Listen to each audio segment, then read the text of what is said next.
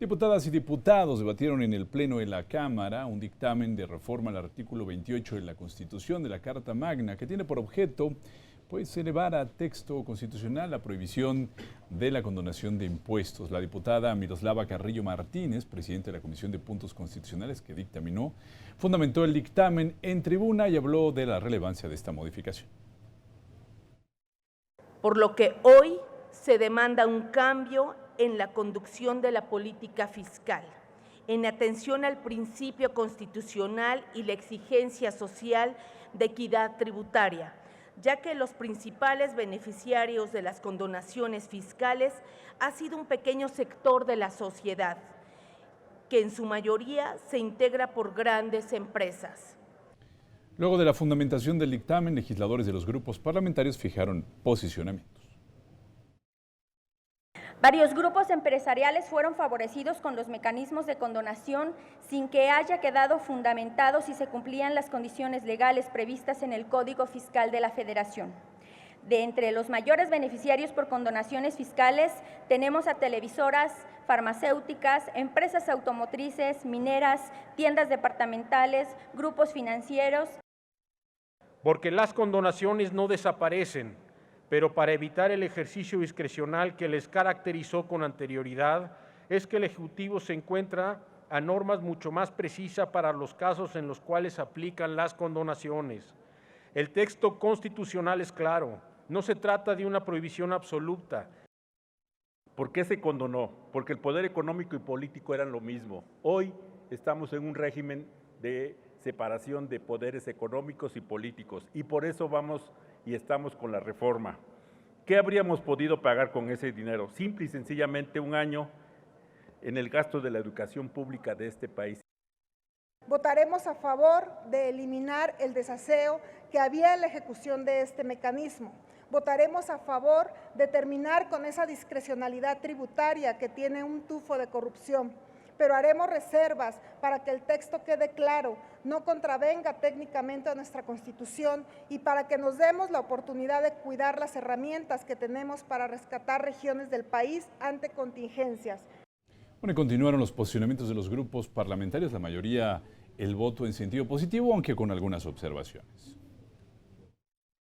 Y hay un sector de la oligarquía de nuestro país que no pagan sus impuestos. Se abrió un debate muy fuerte sobre las prerrogativas a los partidos políticos de más de 5,000 millones de pesos que deberían reducirse y nadie dijo lo que esa cantidad significaba. ¿No les parece monstruoso que haya seres humanos que tengan más de 5,000 millones de pesos de fortuna personal? Si queremos arreglar el problema de la arbitrariedad en la condonación, no se resuelve con agregar una palabra al artículo 28 constitucional. ¿Cómo se resuelve?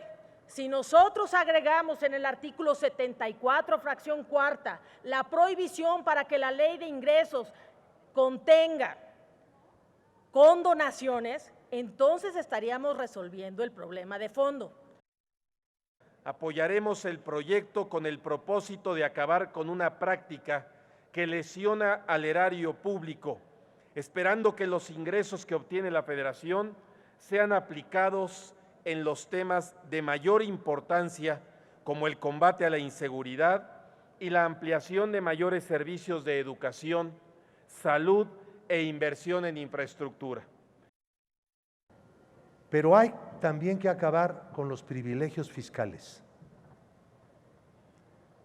No con los gastos fiscales en general, puede haber algunos que sean correctos, sino con los privilegios fiscales, que son muchos, y están incluidos entre los gastos fiscales y entre las tasas de privilegio y las condiciones de pago y las leyes fiscales en general. Bueno, como este dictamen de reforma constitucional tiene solo un artículo, el 28 constitucional, la mesa directiva anunció que se discutiría en lo particular y en lo general en un solo acto y bueno, se presentó una modificación que fue aceptada de forma económica y se incorporó al dictamen, al cuerpo del dictamen. Luego de ello se puso a votación en lo general y en lo particular. aprobado con 421 votos en pro, 0 en contra y 25 abstenciones. Aprobado el proyecto de decreto por el que se reforma el artículo 28 de la Constitución Política de los Estados Unidos Mexicanos en materia de condonación de impuestos. Pasa al Senado de la República para sus efectos constitucionales. Bueno, es reforma.